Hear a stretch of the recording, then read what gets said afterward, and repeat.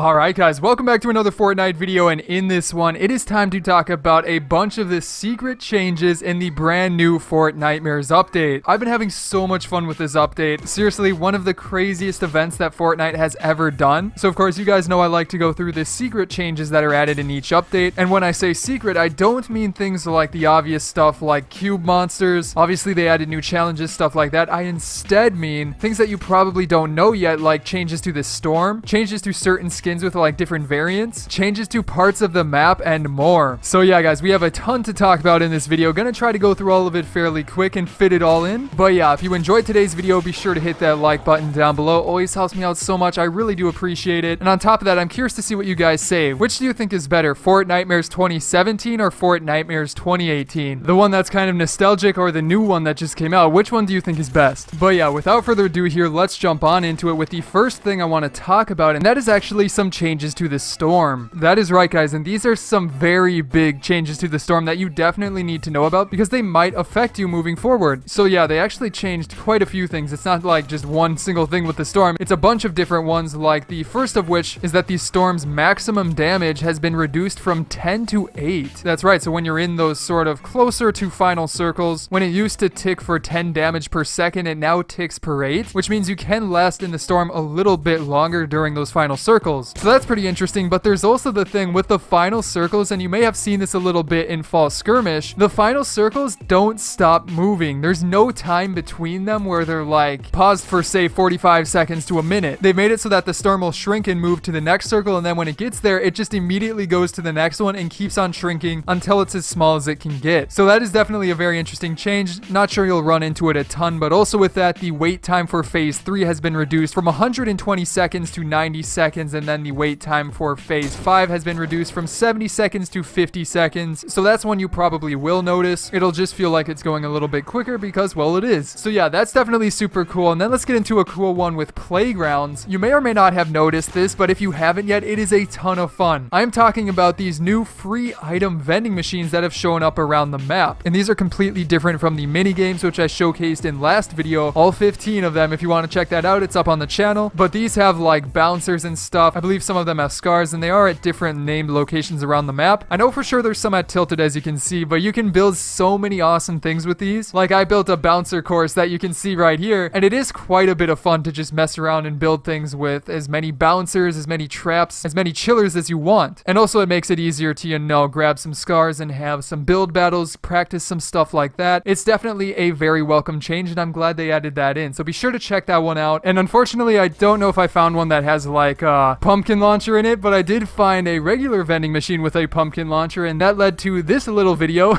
I honestly love the pumpkin launcher. I'm gonna miss it when it goes away. But yeah, on top of that, I gotta think of some other ideas you can do with these trap vending machines and stuff like that. And moving on to the next one here that actually also has to do with Playground. Sort of thought these went hand in hand, but it is a brand new option in your start menu. So if you're in a Playgrounds match and you press the pause start button, whatever you want to call it, there's now this new little tab down near the bottom that says respawn. Now once you click that, it asks you to confirm that you want to respawn, or more specifically, get eliminated and then respawn. But once you do that, it does eliminate you, obviously, and then it spawns you back up in the sky so you can start skydiving again and go wherever you want. So this may help a ton with like getting across the map quicker. If you landed at one location, but then you suddenly want to go to another location on the map, this can be good for that. But other than that, I'm not exactly sure what else you would use it for, so if you guys have ideas, leave them down below in the comments. But after that, then we actually have some changes to the map. Now these are huge changes. I don't even think I can fit all of them in. I might have to put some more in a different video, but you know what, let me just jump into game to show them to you. So yeah, here we are in game, and the location that has changed a ton is Fatal Fields. Now if we go and jump down there, you may know some of the changes, but seriously, I'm pretty sure you might not know all of the changes that have happened to this area. So basically, Fatal Fields has turned into this like haunted Halloween amusement park attractions, so to say, with like corn mazes, haunted houses, and stuff like that. And as you can see, like the one on the right, the cornfield, is like an angry pumpkin face, and then there's a corn maze over here, which is super cool. So yeah, there's all of these areas, and like let's try and showcase off as much as we can here real quick. Not gonna spend too much time on it, but if you keep going, you have like a zombie teddy bear coming out of the ground, and there's also something else in here that I'm trying to find. Was that it? Okay, this is like, what is this actually right here? There's all these scarecrows holding hands, and there was like lights coming out of it. Also, if you go in here, everything's on the ceiling. That's interesting. Oh yeah, and then you've got all of these ones around the teddy bear. So that's just one part of it. If you go into the big red barn, there's like sort of a maze type thing as well. Like, yeah, if you run all the way around here, you got some good loot. You got these ghosts hanging from the top. Go down here, you got little mine carts, some more ghosts, just a ton of them up there. And then like some more bears stuck under here with a chest in the middle, actually. Also with that, you've got this house over here, which is like the haunted house. And there's a bunch of funny things in here. Like if you go, I think it was over here. Yeah, behind this curtain. They're like turning bears into pumpkin bears. They got the pumpkins over here and then the bears like lined up over here and then they turn them into pumpkin bears, which is interesting. On top of that, you can go upstairs and there's some interesting things as well. Like, yeah, they stacked a bed on top of here. Like, what happens if we...